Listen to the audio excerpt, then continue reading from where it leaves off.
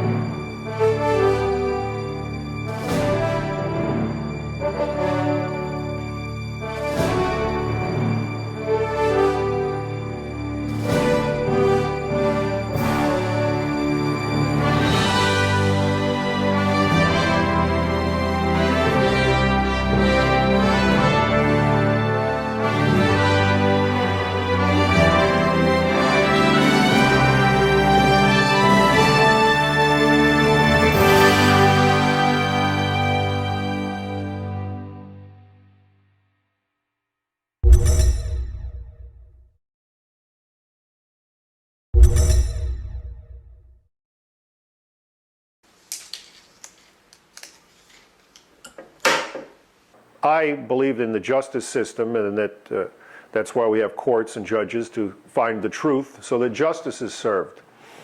Well, justice never happened. The courts know that domestic violence is reported rampantly during high conflict divorces, and that these reports are 90% false. But the courts do nothing about it. Is this because family court doesn't have the laws to protect these people? Or is it because family court doesn't want to stop it? Because they know it's a money maker. They know that with every false report means a bigger, longer case, which means more money for them, more money for the attorneys, more money for the agencies, and more money from anybody else who is involved in the case. People go to the courts for justice. They go to the courts to uphold the law. And when the courts don't follow the law and they engage in what I believe now is outright fraud by the appellate court, second department, there's nothing. In such circumstances where there is a whole industry essentially devoted to dealing with conflict between parents and the child, the institutions and the professionals in those societies, whether they know it or not, begin to want to create conflict when there may not have been conflict before. Or they want to perpetuate conflict where conflict appears to be resolving itself. Basically, the whole system makes money when there is a conflict between parents and when a parent, as such as a father, can be separated from the child. My kids suffered, both because they didn't see me for a month. It ended up being a month and a half. I suffered. I suffered expense. I suffered pain. I suffered every which way. And she got off with, don't do that again. So she learned a very valuable lesson. Her lesson was that I could pretty much say and do whatever I want, make him nuts, use the court as a tool, and not worry about it. If it goes my way, great. If it doesn't go my way, nothing's going to happen to me. In the years since, she's used the police department, she's used the court system, she's used attorneys, she's used the school to try and alienate the children from me, to try and get people's opinion of me, for whatever reason, soured, to try and sway the children's view of me. There's very little incentive for all the experts and all the professionals involved in family court law to want to actually resolve issues between the parents and the children. In fact, it behooves them and makes them richer for these conflicts to exist. It makes them richer to perpetuate these conflicts. All the attorneys, all the psychologists, all the CPS workers, all the court actors They all make money when there's a conflict and a controversy of custody in a child custody case.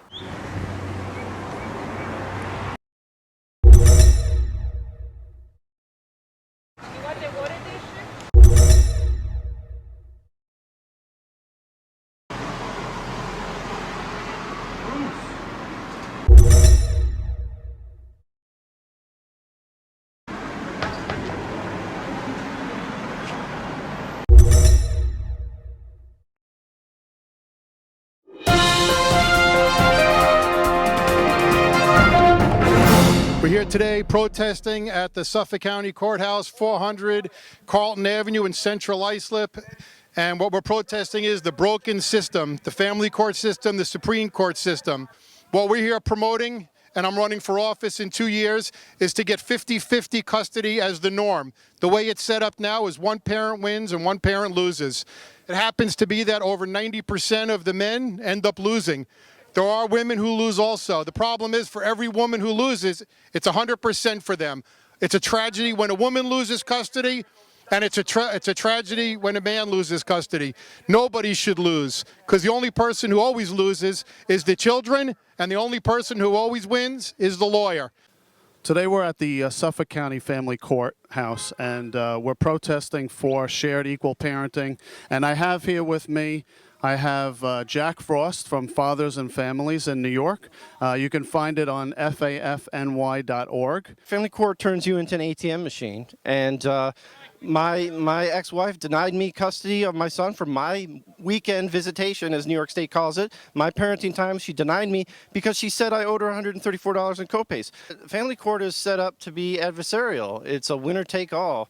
The mom wins, dad loses, and no matter who wins, whether it's the mom or dad, the kid always loses. So is there any advice that you could give people right now on what to do going forward? I mean, is there anything that you could tell people? If you love your kids, don't go into family court.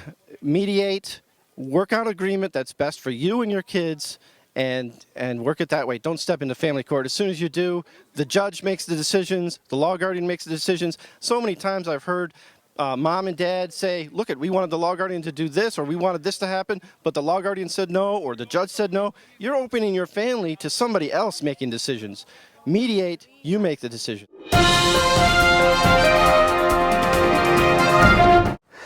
Hi, my name is Ben Gary Treisman, and I'm here to talk about family court law and my experiences within it and the inequities I've suffered through it, being a man, basically, in family court.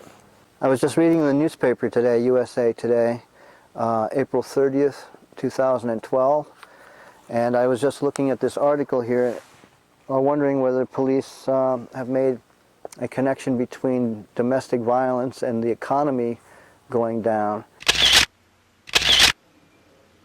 And it occurs to me that although there may be a correlation, it certainly is not the main cause of domestic violence. But I would say that the majority of family violence or domestic violence in America today is caused by our legal system. Generally speaking, when people who are expecting equity and justice from family courts are subjected to inequity and injustice, and they have no place to go, the average person might just feel a little bit frustrated. I mean, to take an example specifically, in our family court jurisprudence today, all a spouse, usually a woman, has to do is go to a family court, make some vague claim of being afraid, without even allegations of violence or threats of violence, and get an order, an absolute judicial order with all the power of law behind it, which will get her husband thrown out of his own home, inability to talk or see his children for months on end, access often to his own finances cut short, all upon her word alone. One day, I came home and I wanted to see my child, and the door was locked, and all I heard was, "Daddy, I love you." And I heard from my ex, "Don't knock at my door, you're harassing us, go away." And when I tried to find out what was happening, what was going on, I found out that she had filed a petition for custody against me for my child. I was stripped of all parental rights, essentially, and I could not see her. I could not be with my daughter for 2 months from that point on. Every day we were together. We would go out, we would go swimming, we'd see movies, we'd just have normal daily life with each other. From one day to the next, I could not see my daughter at all. I was, by law, prevented from seeing my daughter whatsoever. One time when I did get some unsupervised visits with my daughter, still nothing close to what I used to have. My daughter confided with me, "Daddy, Mommy's giving me a pill every day and it's making me feel funny. And I don't know what it is. I'm not supposed to tell you about it, but she's giving it to me. I've got weird dreams, I can't sleep." And I had noticed also that she was gaining weight at an extremely fast rate. I didn't know what to do. I was afraid to call her mother because if I did, I'd be charged with harassment again, which I had been charged with before just by being in my own kitchen. Well, I tried to find out what the medicine was, but in short order, essentially looking it up on the internet or trying to find out what it was, asking my daughter what it looked like, what colors were in the pill, I got charged with child neglect. All right, so it's for inadequate guardianship. 6-year-old Anya resides with her mother, Susan, and visits with father. The child was placed on antipsychotic medication over the summer. During a recent visitation with her father, he read the side effects to the child off the internet, and the father has mental health issues and is not stable. So that's the allegations of the report. And I was like, what did I do wrong? What kind of neglect did I do? I was told that simply asking my daughter what medicine she was being given, what pills, I didn't know was even medicine, how it made her feel, what it looked like. This was child neglect, and I was being charged, brought to court for this, and totally being prevented from seeing my daughter, even to this very day. I only get to see my daughter 1 hour a week for the last 8 months because I was concerned about an unknown medicine, unknown pill. I didn't know what it was, and I tried to find out what it was. CPS came in, charged me. You have no business trying to find out what medication your daughter is being given, and by doing so, you are now being charged with neglect. You're not aware of the medication that she's on at all? I don't know what it is. You weren't told at family court? No. I was looking up possible side effects. I was discussing that with her.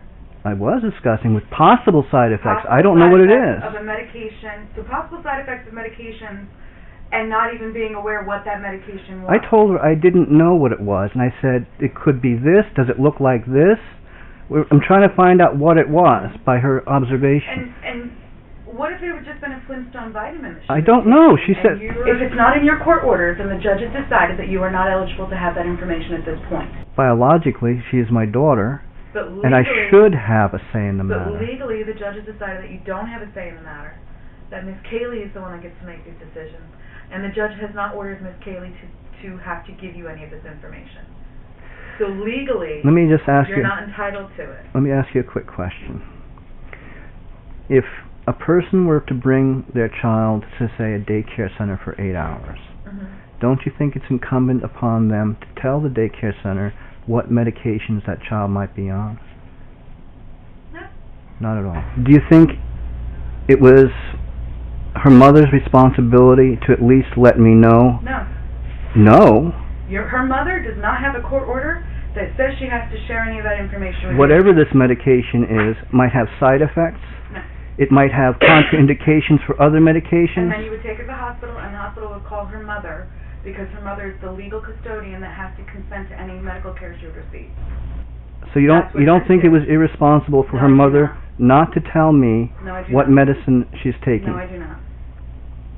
Okay. I do not. I think it is. And if there's anything that happens with your daughter on visitation, you take her to the hospital will contact her mother to get permission to treat. So it could be Flintstones vitamins, right? Could be Flintstone vitamins, could be Valium, could be birth control pills, could be anything. Not entitled to the information. I'm telling you that. The judge is going to tell you the same thing. This was inappropriate for you to do with this child. So, believe it or not, in this charge of neglect, they told me I brought my daughter to McDonald's.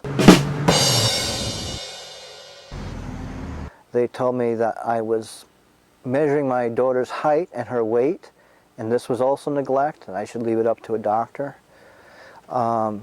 They told me that I brought my daughter back to my home where she used to live every time we'd visit, as if this was somehow neglect as well. They told me that I couldn't feed her sugar-free sodas. They said that giving her sugar-free sodas was neglect as well. They said a whole bunch of things that were neglect. It doesn't even come close in anybody's conception of what neglect is. I mean, I'm looking out for my daughter, trying to protect her. And for this, I've been denied seeing my daughter for 8 months now, except for an hour a week, supervised, and with no end in sight. Often she likes chicken nuggets From where? from McDonald's. From McDonald's. Okay, so you looked up the calorie and fat content on those, Well, I did. and you realized that that's really also not teaching her appropriate healthy eating. I'm trying to get some protein into her, Mm-hmm. and that's about one of the few protein things she likes to eat. We're not going to be doing McDonald's. It's not a healthy place to eat, and I don't want to take you somewhere that's not healthy. I want to help you learn healthy ways to eat. And what is she drinking? Well, she's drinking the no-calorie sodas that I have for her, Mm-hmm. and water sometimes. She doesn't like it as much. Mm-hmm. She shouldn't be drinking soda, caffeine, or energy drinks at her age. Why do you need to weigh her? If she looks I'm pudgy, concerned she about her looks pudgy. health. But why do you need to know the exact number? Not the exact number, the trend. Mm-hmm. I remember she was weighing 80 pounds before her mother took her. Mm-hmm. And she's gained like 30% in the short time that her mother's had her. Don't weigh her. Don't weigh her. She's getting weighed at her doctor's office every year when she has a physical. If the nurse at school is concerned, the nurse at the school can weigh her. You don't need to weigh her. You're not a medical practitioner. You're treating her inappropriately. You're telling her that you're concerned about her weight and that she needs to work on it. That is not appropriate to be doing with your child. Not appropriate. This is excessive. I would like you to stop weighing her, period, and to stop discussing her weight with her, period. I feel that this is inappropriate. Well, okay. So, to recap, no more coffee, no more caffeine, period, no more energy drinks. No, she hasn't had any energy drinks for a long time. But we're putting it on record. Okay. No more of those things. You're going to stop weighing her and talking to her about her. We're not going to be doing McDonald's. It's not a healthy place to eat, and I don't want to take you somewhere that's not healthy. I want to help you learn healthy ways to eat.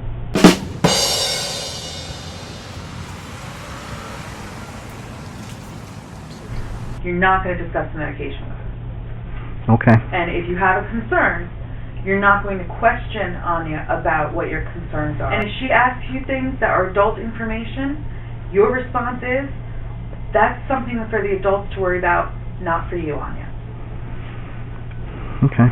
Okay? You know, maybe it wouldn't be a bad idea for you to take a parenting class. They're offered free. Right now, I think the YMCA is running one. You can join at any time. It's $10 to buy the workbook that goes along with it. It's a 10-week program, I believe. And you can call the YMCA and get the details about that. And they can help you understand childhood development. So that's all that we have at this point. So we're clear. Okay. Now, for this whole question of neglect, where I'm trying to find out what drugs are being given to my daughter without telling me, her father, I have gone through at least 9 hearings, no less than 2 hours each, bringing in psychologists, bringing in at least 6 different witnesses in my favor, all of them saying essentially that there was no neglect, and they didn't see any neglect. And a huge amount of money being spent at taxpayers' expense on this question as to whether I neglected my child by trying to find out what drugs were being given to her by her mother without letting me know. So what I've been going through now for the past 6 months is proceedings against me where CPS and family court are alleging that I neglected my child by letting her have unsweetened soda, by giving her chicken McNuggets, by weighing her and measuring her height, by wondering and trying to find out what kind of medication and drugs her mother had been giving her without telling me. And for the past 6 or so months, I have not been able to see my daughter for more than 1 hour a week, chaperoned in an office. And it's very frustrating for me and very sad emotionally for my daughter, not being able to be with her father. And hopefully this will be resolved in about 20 days because they chop up these proceedings into one of, am I a risk? And two, did I do something wrong actually or not? So I'm pending right now in 20 days as to find out whether they determine this or not, whether giving soda to my child or weighing her is actually some form of abuse. And that's where I sit today. My name is Rocco, 48 years old. Started my divorce in 2001, got divorced in 2005. 2 children, 14 and 10 years old now. 4 years old and 10 months old when this all began. This is the only place in my life where the threat of going to jail exists. I am, like I said before, I'm 48 years old. I have never been arrested in my childhood, in my young adult life. Not until I was 40 years old and getting divorced were handcuffs ever put on me. And it was for fraudulent allegations. And I had to defend myself because it wasn't that I was innocent until proven guilty. It was I was absolutely guilty and I needed to prove my innocence, which is part of the problem with the whole process. Part of the problem is any woman can make any accusation that she wants and you have to defend yourself. And the courts react and the police react and everybody reacts as if you did it, which is disturbing because it goes against everything that I was taught as a kid about how this country operates. First time that I was arrested was because she accused me of hitting her. Cops came, they separated us, and immediately I am this evil villain. And I was dressed pretty much like I am now. I was in a suit, was going to work. So I'm explaining to one police officer what happened. And so he's listening to the story. They switch.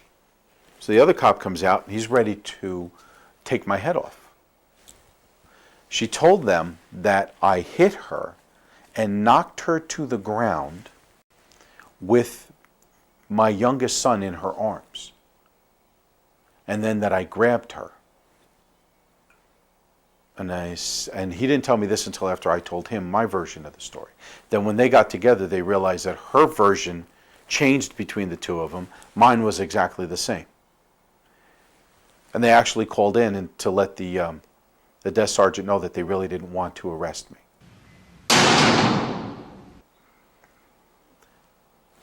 But I had to hire an attorney. I had to defend myself. I had to defend my reputation. I had to defend against the fact that it was in a police blotter. I had to defend myself against accusations. I had to look at my mother who came to bail me out that day. Who's never seen me in a situation like that. At the time she was 70, so there's my 70-year-old mother looking at me getting walked into a courtroom with my hands behind my back with cuffs on.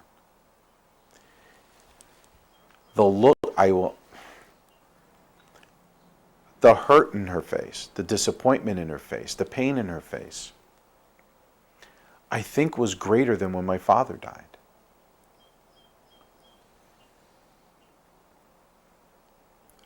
I couldn't look at her.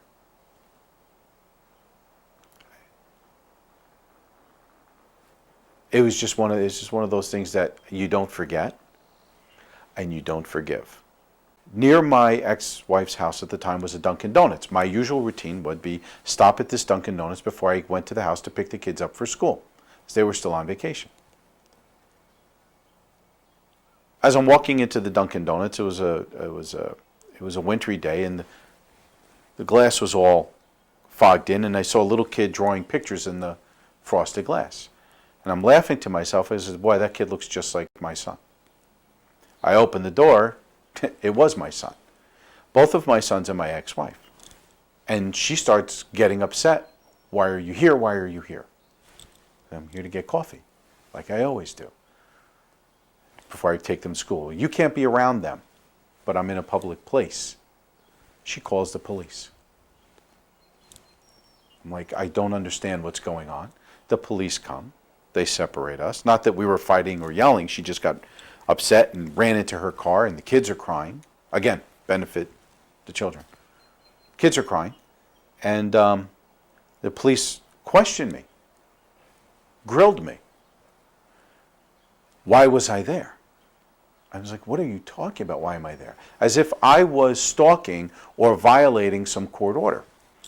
So I had to explain to them in great detail my everyday trip, because I don't live near my ex-wife's house, so there would be no real reason for me to be at that Dunkin' Donuts, except it was exactly the path that I took at the times that I take to go from my house to that house.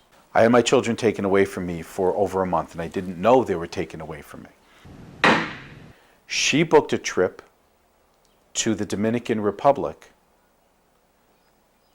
that she was going to take the kids, but it was supposed to be my week for the trip. So in order to prevent me from taking the kids so that she could take them away, she had planned it out so that I would lose custody the Friday I was supposed to take the kids. And the reason that they were in Dunkin' Donuts that morning, because she knew, because I had called the day before saying that I'll be there that morning to pick up the kids. She didn't know that I would stop at that Dunkin' Donuts. She was hiding the kids. She was purposely not being home. When the judge saw that, he said, well, obviously I'm going to give you back your visitation schedule. I'm like, oh, good. That was it. There's no consequence for her actions. There's no jail for her. There's no fine. There's no penalty. There's no fee. There's no losing the children for a month. There's none of that. Now, both children are going to be separately seeing therapists for slightly different reasons between the two, but all stemming from their mother's desire to alienate me. Right now, we're contemplating a custody battle. Problem with that is the level of proof that I'd have to come up with. See, I can't just make an accusation, point a finger, and watch the fun. If I go in and make an accusation, I have to prove it. I can't just say, oh, you did this. I have to have documented proof of everything. Therapists. So it means subjecting the children to examinations, cross-examinations, therapists, with no guarantee of result. No guarantee. And nothing but consequence.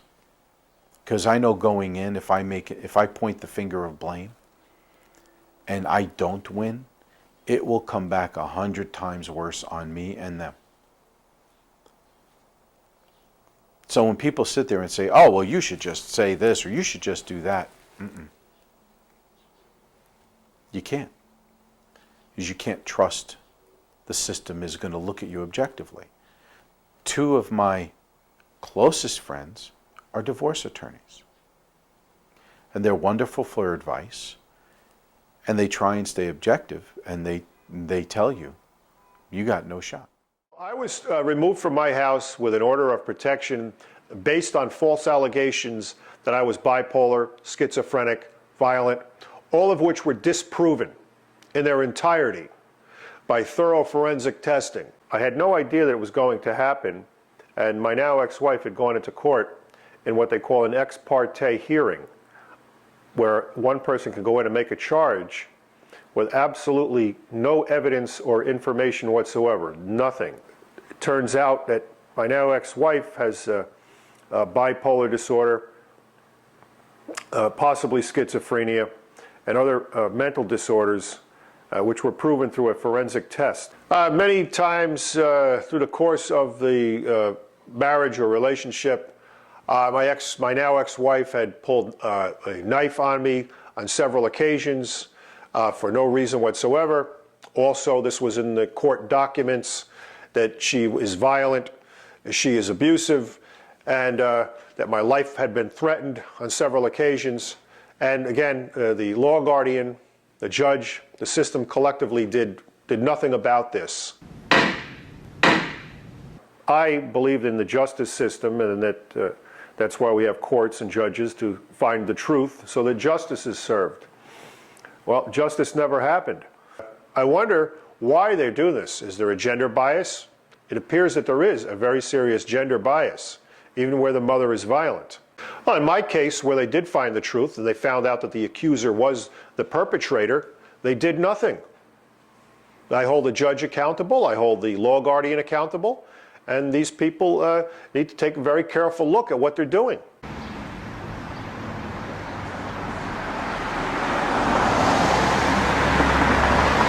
Following my divorce, the finalization of it in 2006, my now ex-wife goes into court and files a petition for a support modification, claiming that the needs of the children are not being met, there's been a change in circumstances, etc. Does she always cry like that, Jim? I went into court, had an attorney.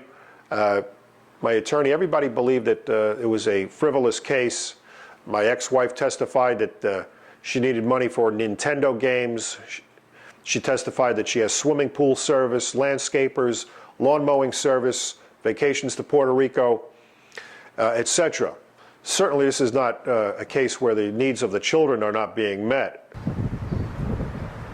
One can afford swimming pool service and lawn mowing service. Anyway, the judge awarded her an increase in the support based on this testimony.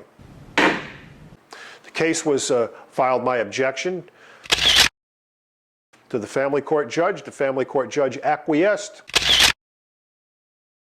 Here again, the support magistrate is mindlessly awarding more money to a person who has no accountability as to how they're spending it. I now file an appeal to the appellate court in Brooklyn,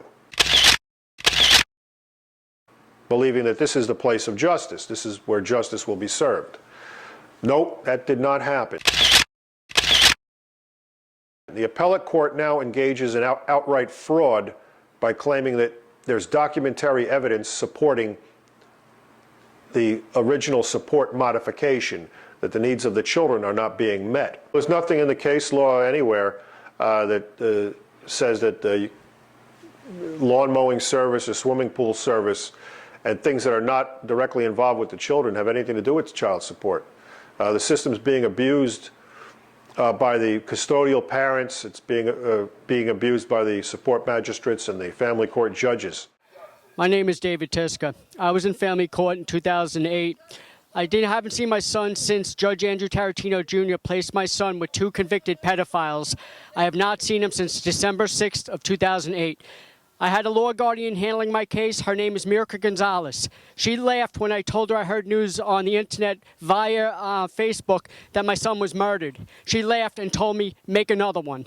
I haven't seen my son. He hasn't been enrolled in school. He's supposed to be enrolled in Wilson Elementary School in Murfreesboro, Tennessee. I spoke to Jason Urban from Tennessee, and he said my child was never enrolled in the school. I don't know if my son's alive or dead. And Judge Freundlich here told me that I waited too long to file a petition after December 8th. I filed 15 petitions within 3 months of that last court date of December 6th of 2008. My case can't be heard, nobody will listen to it, and I can't get help finding my son. And I need to know if my son's alive or dead, and I need to tell him I love him and I never gave up on him. 377 days ago, my son was abducted from the state of Florida. For me to come up here, fly up here to find out that he was paid off, the judge, Judge Kent, by my ex-husband who abused us for 12 years, involved in organized crime, con man, scam artist. I have not seen my baby who I gave birth to for 377 days. His birthday is Friday. If you see this, Michael, know that your mama will never stop fighting for you, and I love you. I love you, sweetheart. My name is Barney Guzzo. I'm the loving, caring father of 2 beautiful children. These children have been devastated by a corrupt judge, by the former judge by the name of Judge Blydenberg, and by a corrupt attorney, Dorothy Corton. These 2 people did everything humanly possible to destroy our family. They made it. They destroyed us financially. They destroyed relationships. They took me away from my children for absolutely no reason, which was proven twice in court. That the charges that were brought up in court were proved to be false, and yet the judge still wouldn't listen.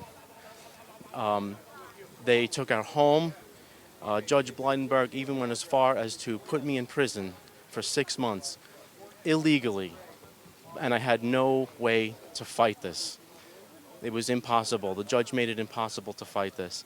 As a result of that 6 months in prison, I lost my job, an excellent job, a great paying job that supported my children and supported my ex-wife. The court system and the Judge Blydenberg in cahoots with Dorothy Corton destroyed my children's lives. It absolutely devastated my children for no reason but to make money. Judge Blydenberg dragged this case on for years and years and years without granting me a trial. My children, to this day, continue to suffer, and the courts don't do anything about it and don't care. This has to change. This really has to change. My name is Charles T. Gilbert. I stand in front of 400 Carlton Avenue Family Court Building, where on a daily basis innocent children are turned into victims. I'm not here to mock or make fun of anybody. I think everybody should have the equal opportunity and equal rights as a parent, as a taxpayer, to see their children, to be with their children. In my experience, 2 years in this system, I've been nothing but dragged through the mud. I can't be heard. I just pray that someone helps us. You know, I'm so happy I met Gary Jacobs and all these men and women that came down to support us, and I really don't know what else to say. In my case, it's just been proven that this is a place where women come to use their children as weapons, and it's all based on just getting money. That's all it was with mine, and it just disgusts me. I look at this building, and the thoughts in my head are just insane. And I work every day, I pay my child support, it comes directly out of my check, and it's just never enough. My kids on a daily basis get brainwashed and turned against me, and you know, all they want to do is be with me. And due to this system and these judges and lawyers and law guardians, they're being neglected. They're not allowed to see me. I'm Joan Cloth Zaynard. I'm the executive director of a nonprofit called PASS Intervention. It stands for Parental Alienation, Support, and Intervention. I'm also the author of a book called Where Did I Go Wrong? How Did I Miss the Signs? Dealing with hostile parenting and parental alienation. Often during a high conflict divorce, we see a preponderance of false allegations of abuse. It should not be allowed. There needs to be a penalty when an allegation is proven false. False allegation of abuse is a tactic used by parents, even by attorneys and agencies, to gain control. The courts know this. In fact, Family Court Services has admitted to me that 90% of the allegations of abuse during a divorce case are false. I would say that the number of false claims in such ex parte proceedings is very high, on the order of 85, 90%, maybe even higher. The reason being is that when a person who comes before the court, usually the mother or the wife, and lies, just straight up lies to get what they want, that the ramifications for those lies are minimal or non-existent.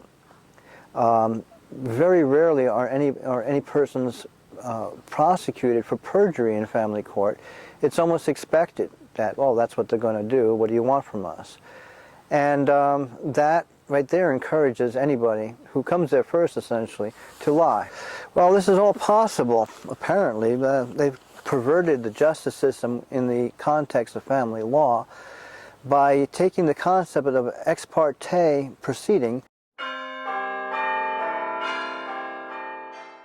which is essentially a proceeding where one litigant comes to the judge and says, hey, I need an order. An order that is backed up by the power of the law and the police is issued on one person's say-so.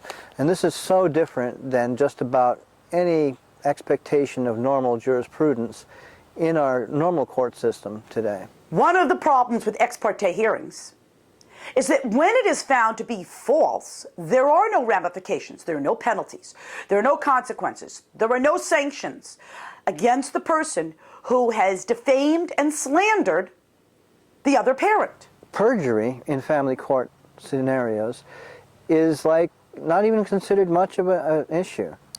Generally speaking, whenever there are important rights at hand, basically property or children or anything, money, what happens is that you usually have the opportunity to defend yourself or to at least participate in the order that's going to disconnect you from those things before it happens.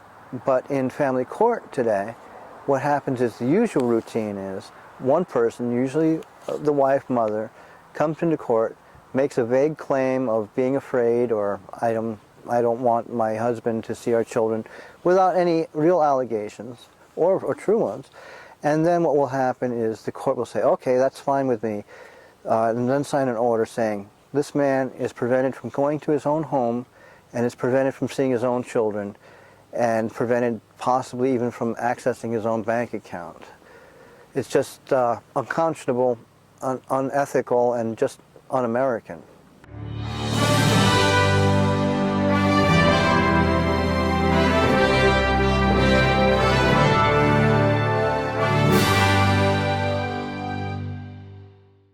Until the family courts put their foot down and stop the abuse of ex parte hearings and false allegations of abuse, we will continue to have problems. Domestic violence comes in many forms. It is not just physical. It is not just sexual. It can be verbal. Verbal leads to psychological abuse. All of that is domestic violence. Well, the whole idea of domestic violence laws and prohibitions was based upon the idea that that one spouse would be literally physically assaulting the other. Usually in public policy that translated to the man or the husband assaulting the wife. However, even now we know statistically speaking that women are responsible for about 46% of all domestic violence assaults. But that notwithstanding, originally it being true violence, domestic violence as it actually is pronounced, now what they've done is they've somehow converted and translated domestic violence to mean just about anything that makes a woman feel uncomfortable. Being shouted at now is considered domestic violence. Sometimes it'll be considered domestic violence if she just feels like she's afraid. No violence actually has had to occur. And that being subsumed into common family court jurisprudence today becomes the justification for these ex parte orders and restraining orders that literally have no justification whatsoever and might be based upon just lies. 99% of the time, the accusations are being made by the mother against the father. Domestic violence has no split where it's all women being abused and not the men. In reality, it is a 50-50. Women abuse men as much as men abuse women. It is equal down the middle. What's not equal is the publication and the laws. When you read in the newspaper, 90% of the cases you read are always about the man abusing the women.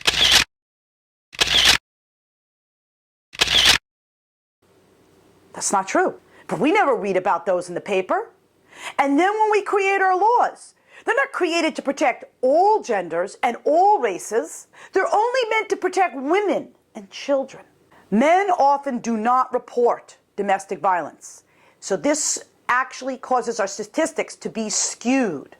They're afraid of the system because they know if they claim they've been abused, that it will be countered and the system is going to fail and accuse them of being the abuser instead. Now, another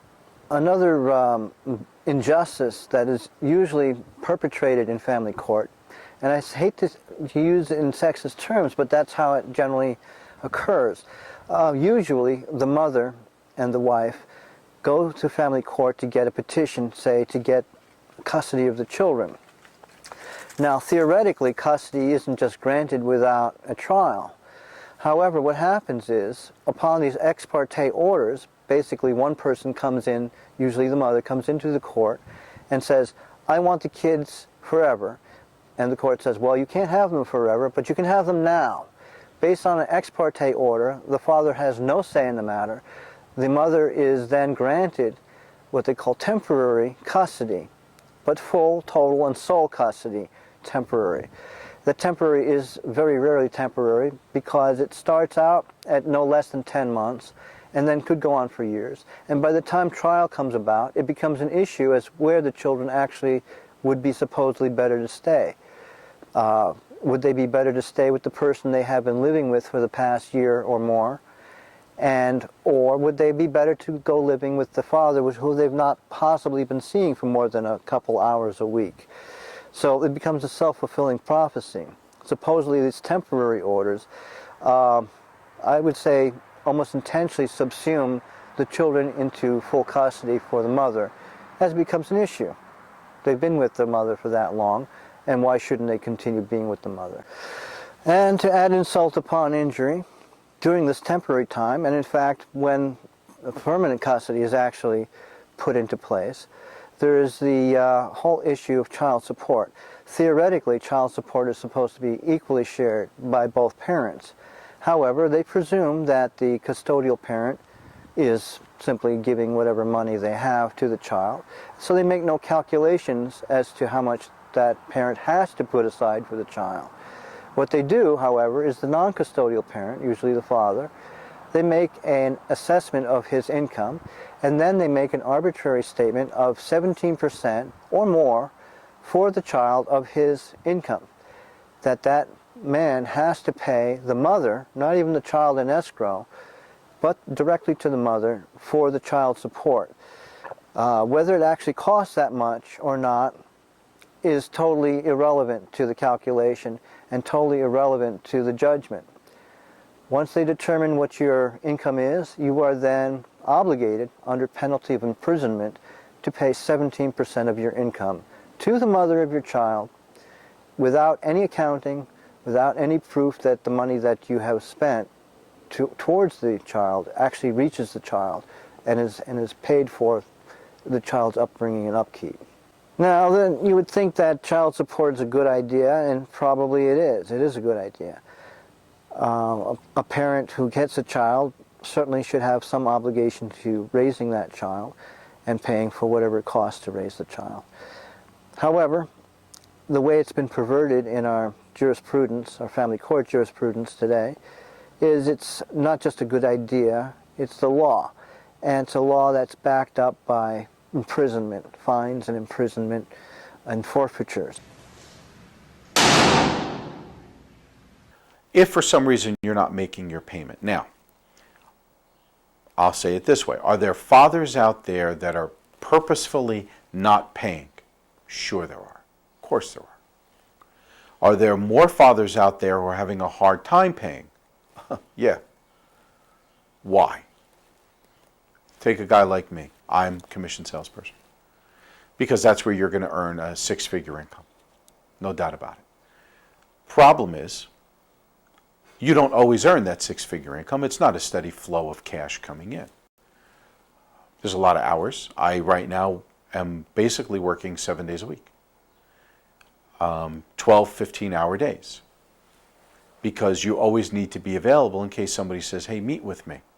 Great. Doesn't always work out. You have dry spells. You try hard to not have them, but you do. So what happens? You have to start making decisions when less money is coming in.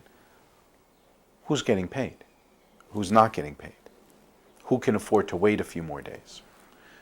You know, if the lights are getting shut off today, then you got to pay for the lights. If it means my kids are going to be here this weekend, and I need to make sure I can heat the house and have lights in the house, because on the back end, the threat is if I don't have a suitable place for them to live, they can't come here. So on the one hand, you have to make sure that the lights are on, the heat is on, there's food on the table, there's clothes on their backs.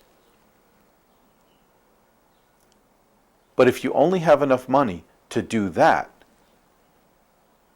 the court would rather, and I've been told this, would rather you pay her. A father who doesn't pay his child support is not considered guilty of a civil offense, effectively. He's effectively convicted of a criminal offense.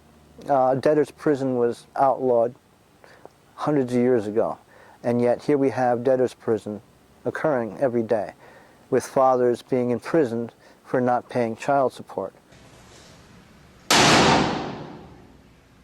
One of the main reasons, one of the incentives that the system has for enforcing and extorting as much child support as possible is that the system gets a cut out of the amounts of child support a father is forced to pay. Something called Title IV-D funding, which is something that comes down from the federal government and is proportionate to how much they manage to force one parent to pay for the child, usually the father. It's a sick and self-serving system where the more money they can extort under penalty of imprisonment, the more money they make. A great incentive to do both. I work hard, and I worked hard, and I provided. To be treated like I just robbed a grocery store, killed an old lady on the way out, and kicked the dog because you were late on a payment, and to have handcuffs put on you and incarcerated. I still don't understand the purpose of that.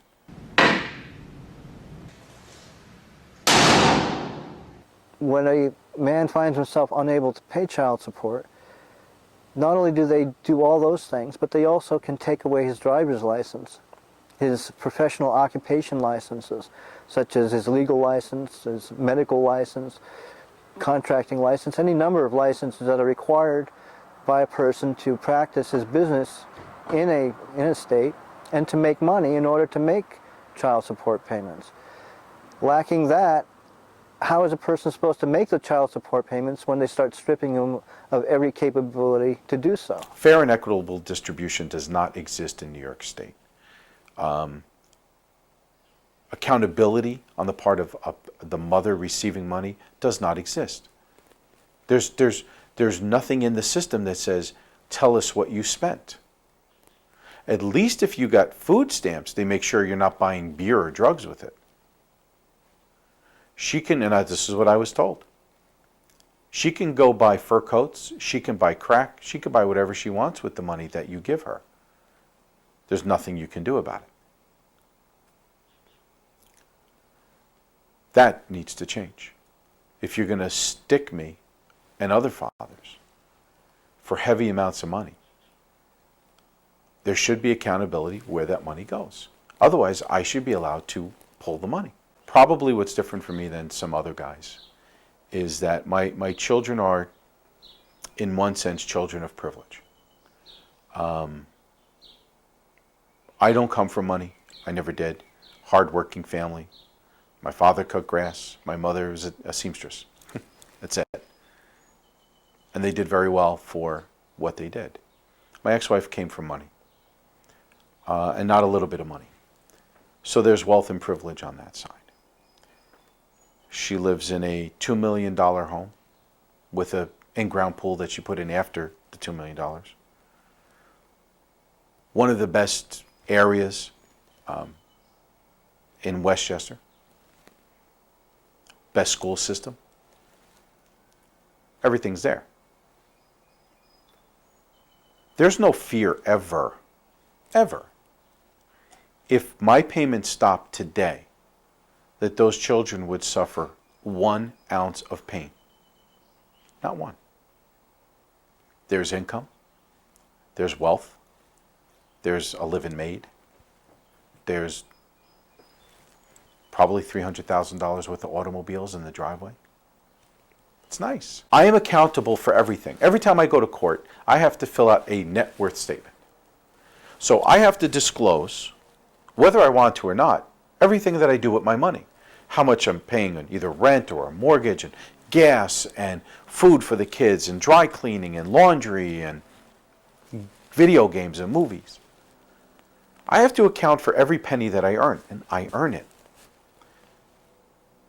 Yet, she doesn't have to account for any money that I give her. New York doesn't care how broke you get as long as you're making that payment. They don't care if you have to tell your kids that you can't go to dinner with them tonight because you have to work, when reality is you don't have a fucking penny in your pocket to take them to McDonald's. They don't care. It's not important to them.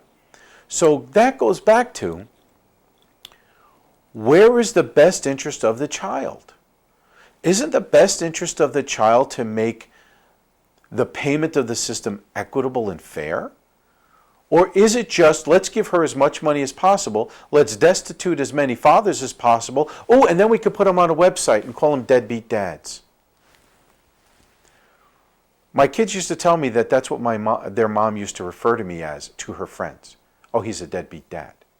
How many deadbeats pay $100,000? Plus all the money that was done before that, the first 5 years. So, a man is required to spend 17% of his income by law, and once again under threat of imprisonment, which this happens all the time. Men are imprisoned for not coming up with money. Not because they did anything violent, not because they broke the law per se, but because they didn't pay the mother of their children the 17% of their income. Now, 17% is the low end of what is required.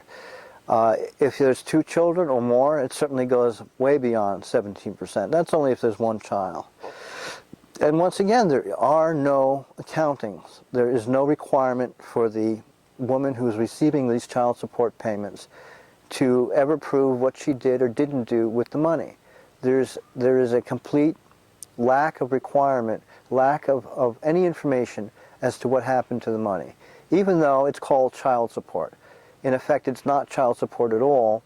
It is spousal support or ex-spousal support.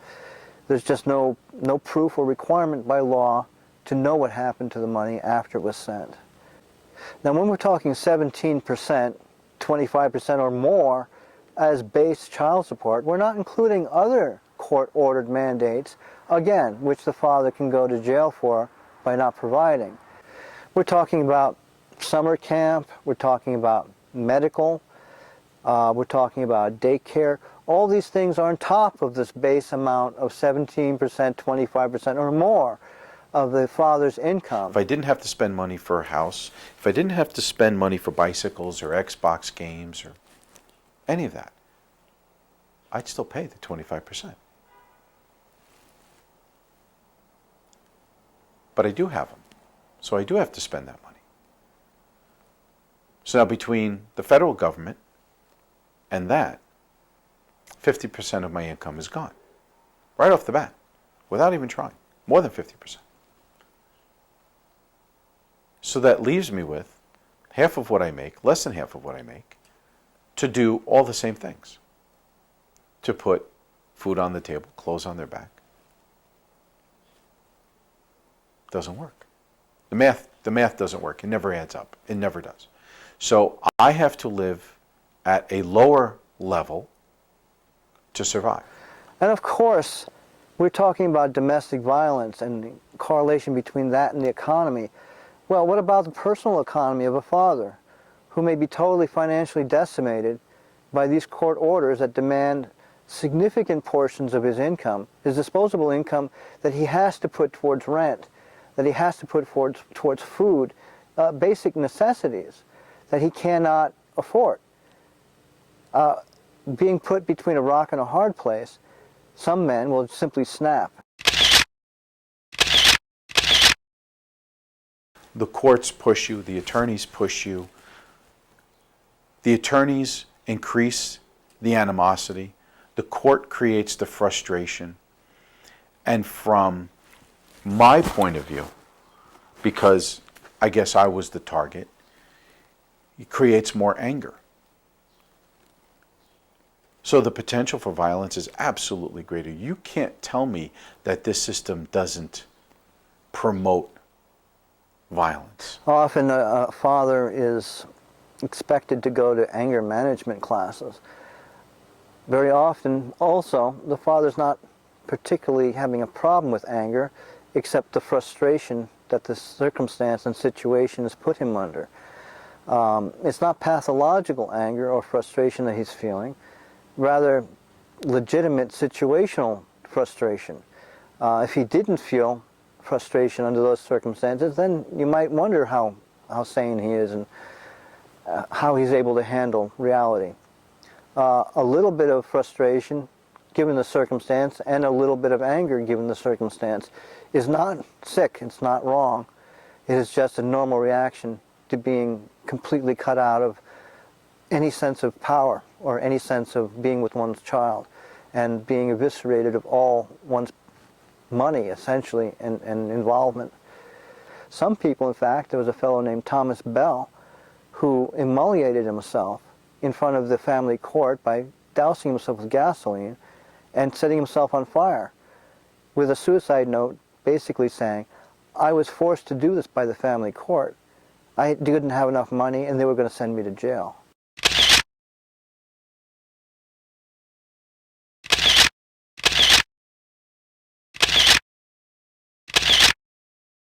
To not be able to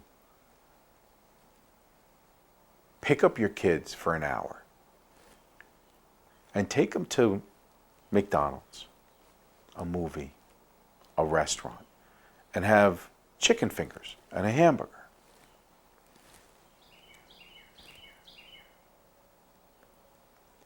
You feel like what they're calling you.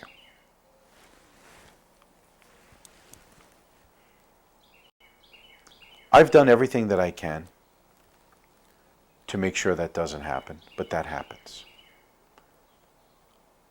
I've not taken them to dinner. I've not picked them up from school because I don't have the gas in the car or the money to pick them up that day, so I make an excuse. I can't come tonight, I have to meet a client. I'll pick them up tomorrow because I know I'm getting paid tomorrow. And then I'll be able to put gas in the car. How is living like that good for them? How is me not being able to be with them good for them? How is losing one parent good for them? Are there situations where a parent should go away? Sure. There's plenty of parents that are hurtful. There are plenty of parents that are on drugs, one or the other, or both.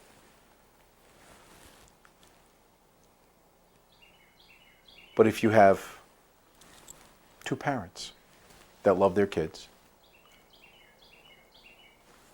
that you assume both want the best for their kids,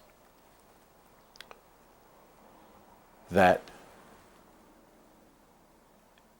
it all should be looked at individually. My circumstance is different than yours. Mine's different than somebody else's. Somebody else is different than somebody else. We're all different. We all have different incomes. We all have different abilities. To blanket everything in the system with just a percentage and taking nothing else into consideration is wrong. Every dad that I know that's like me is like me. They're broke. They're struggling. They put on a good face for their kids, but their heart's breaking every day. Every day. The system doesn't recognize that. The courts don't recognize that. I don't know a dad whose world isn't in disarray with this. I don't know anybody that's happy about their situation. My ex-wife's relentless. Wherever an opportunity exists to drag me to court, justified or not, and it's generally not, she does. Oh well, she got thrown out of court the last time we were there. Tried to have me, which I don't understand, for 8 months, she's been getting more than what she's supposed to be getting.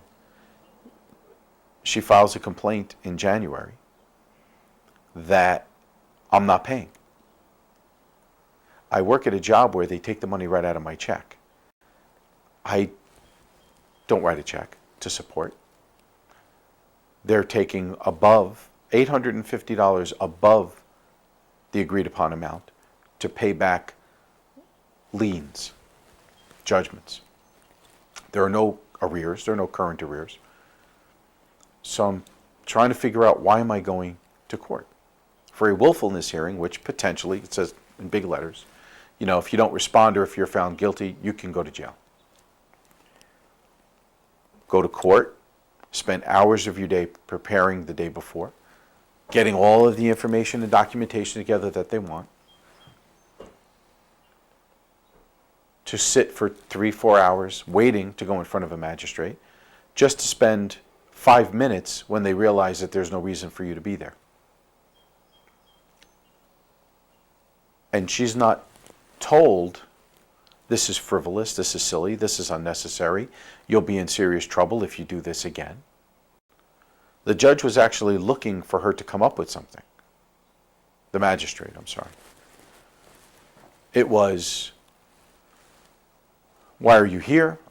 I want to get the money that I'm due. Go to support. What are the current arrears? There are none. Okay. Are there any arrears? No. There are money judgments. Oh, there's money judgments. Oh, okay. Those are being paid. The magistrate looks at her and says, okay, why are you here? I just want the money that I'm due. Okay, well, apparently that money's coming. Is there anything else that you're looking to get? What do you mean? Do you have any medical bills that you want to hit him with? Do you have, I just went through 3 or 4 things. Do you have this? Do you have that? Well, you know, if she didn't have the idea before, now she does. No, I don't have any of that. The judge dismissed it. I mean, the magistrate dismissed it. She had no choice.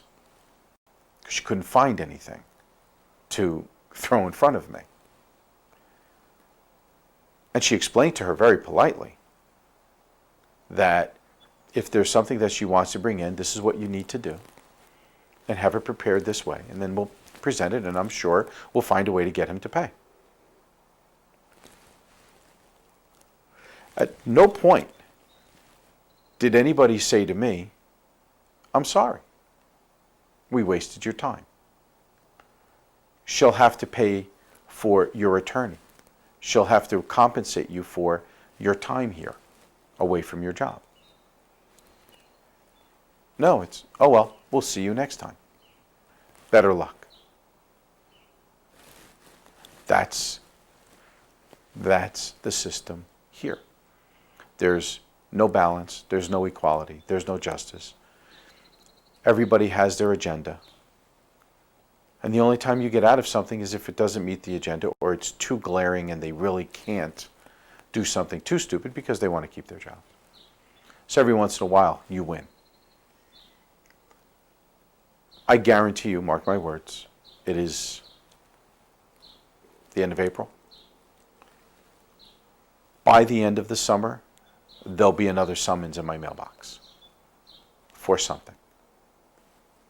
Not money, for something. Could be money. She might try again. There'll always be something. As long as they allow that.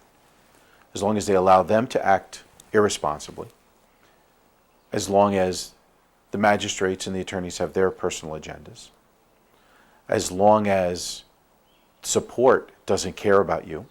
And I've been to support, I can't tell you how many times, to try and work things out, and you're a bad guy.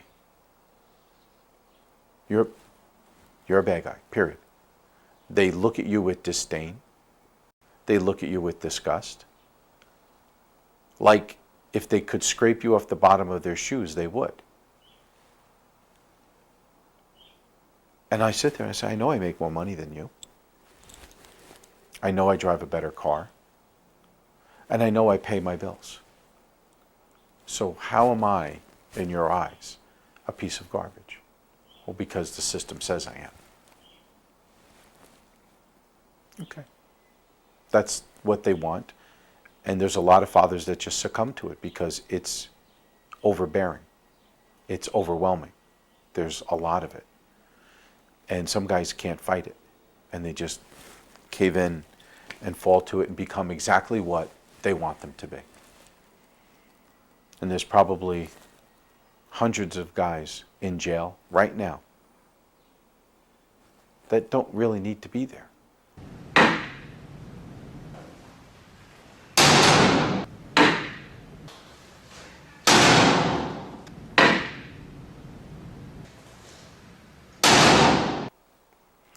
The problem is that most guys get destroyed because they believe what they're told and nobody tells them the rules ahead of time. So they walk in and they just get destroyed because the assistant DAs, when you get arrested, well, they're all about just settling and getting you into a wife beating program, which I kind of got the name wrong. Because when I went there, I asked, are you going to teach me how to beat her so that I don't get arrested? Or they didn't really like that. I thought it was funny. But I had to go through 3 months of that with the potential for 3 years of that until I actually went to trial. And the judge threw it out because she changed her story 4 different times on the stand. The people that made the rules are the women's groups. The decisions that come, the laws that are created, are forced into action by women's groups. Not that I don't think things should be fair or that everything should go to the father. I just think it should be even. Level playing field from day one. In my hand, I have a report that is made up from the Dutchess County Legislative Citizens Advisory Committee on Domestic Violence. The committee members are 13. Of that 13, 11 are women.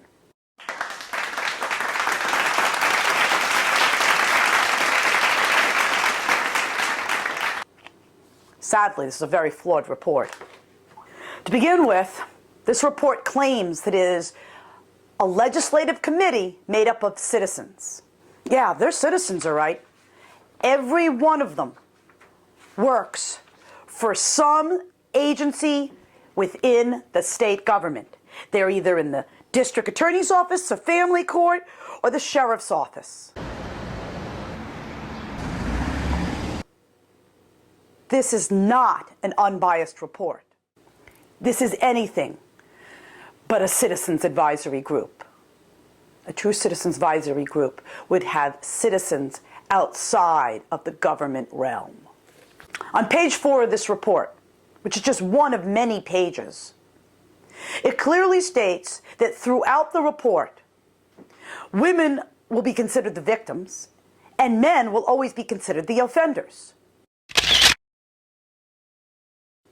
We have already established that gender plays no role in domestic violence, that in fact, domestic violence is equally perpetrated by both men and women. This is a federal statistic.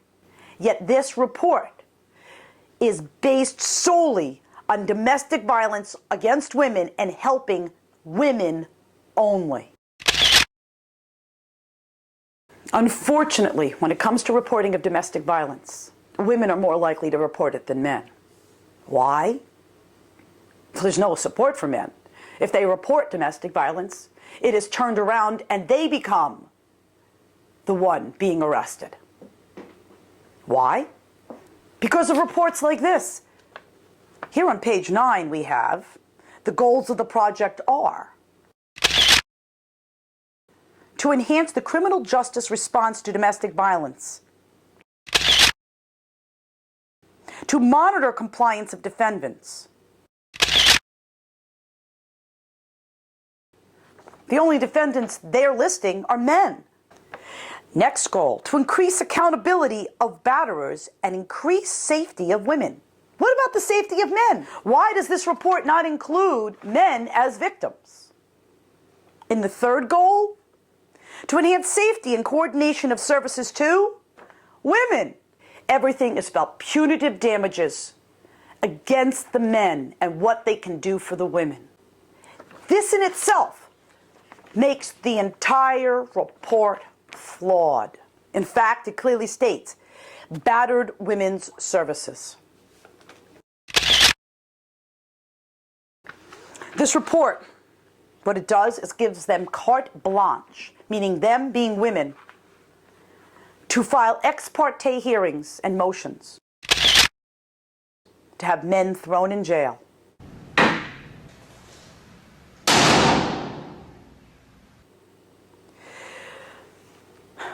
Furthermore, this report makes the men go through supervised visitation, domestic violence programs,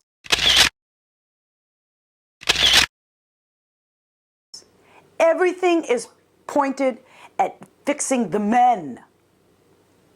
But what about the women? What about the women who file false allegations? There is not a single thing in this report about penalties or sanctions if somebody files a false claim of domestic violence. This report is totally biased and deals only with abuse to women. It does not do anything for men that are abused. Furthermore, this report is claiming that this is all related to our economic, financial situations in this country.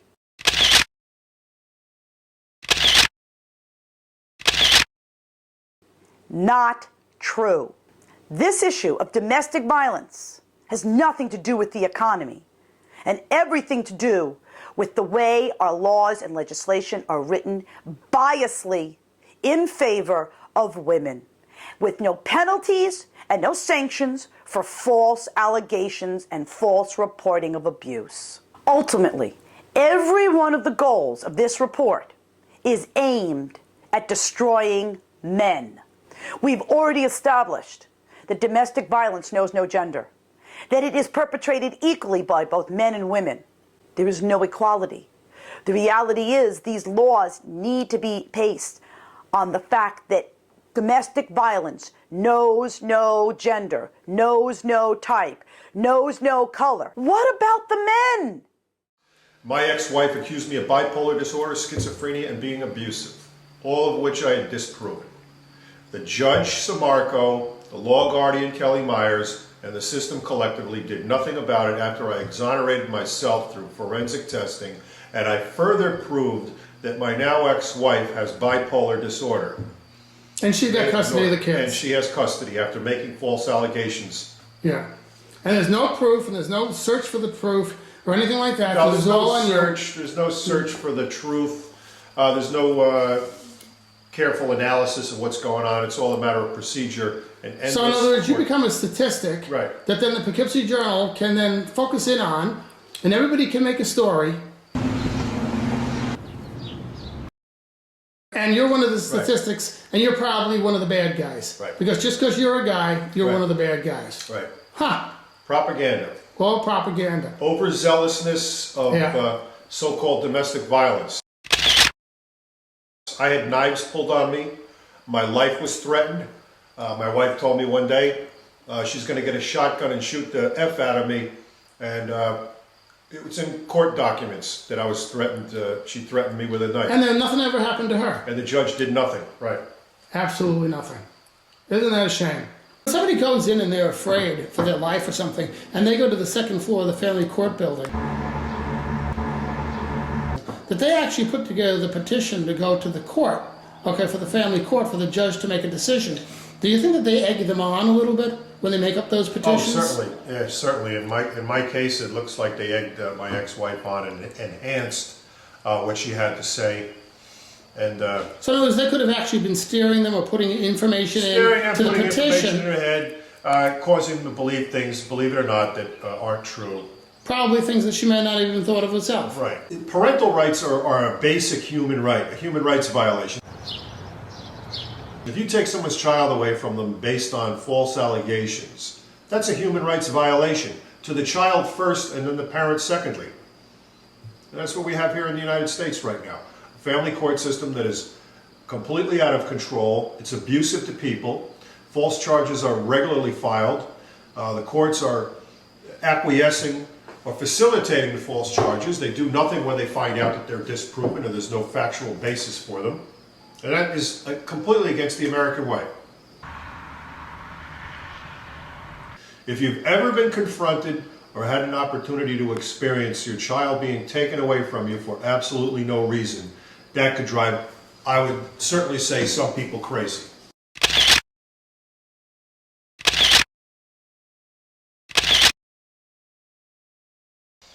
The war on dads in America is continuing.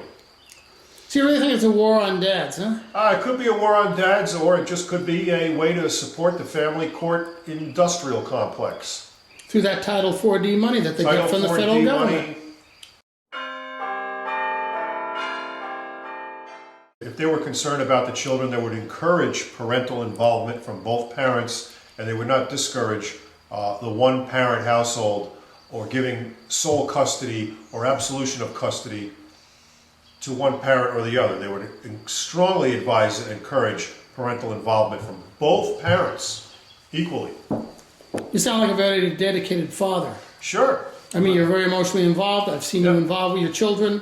They love you. They love coming here. Yep. Must be quite a torture for you. It is an extremely mentally, psychologically confusing situation, let's just say that. But yet the report, okay, that the Citizens Advisory Committee on Domestic Violence put together says that it's all about the economy. That's a bunch of nonsense. And Of course it's the economy nonsense. has something to do with it. Are they suggesting that the economy only has to do with men being violent, or maybe the economy also has something to do with women being violent? Every single Very time sexist. that the Poughkeepsie Journal reports about this subject, they always talk about her being the victim. It's very sexist. It's so clear to me that it's a very sexist, biased system. For what reasons we don't know, because the end game, the resultant is that the children ultimately suffer when they don't have their father around. Okay, so we're going to go to the Poughkeepsie Journal, and we're going to go to our state representatives, and we're going to go up to Albany, and we're going to go talk to the DA, and we're going to maybe see if we can talk to some judges, and see if we can see what their responses are to this. Let's see. Let's see.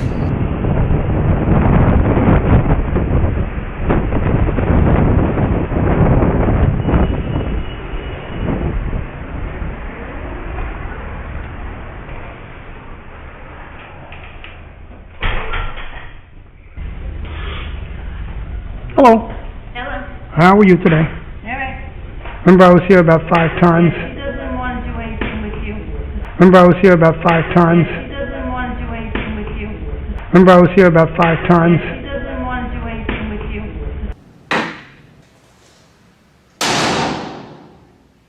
No, there was a flub in the voice. And I want to get this really good. That was, yeah. These bugs are getting to me. All right, and then we'll be done. Go. Okay, ready? Okay. I was just reading the newspaper today, USA Today, April 30th, 2012, and I was just looking at this article here, wondering whether police have made a connection between domestic violence and the economy going down. And it occurs to me that although there may be a correlation, it certainly is not the main cause of domestic violence.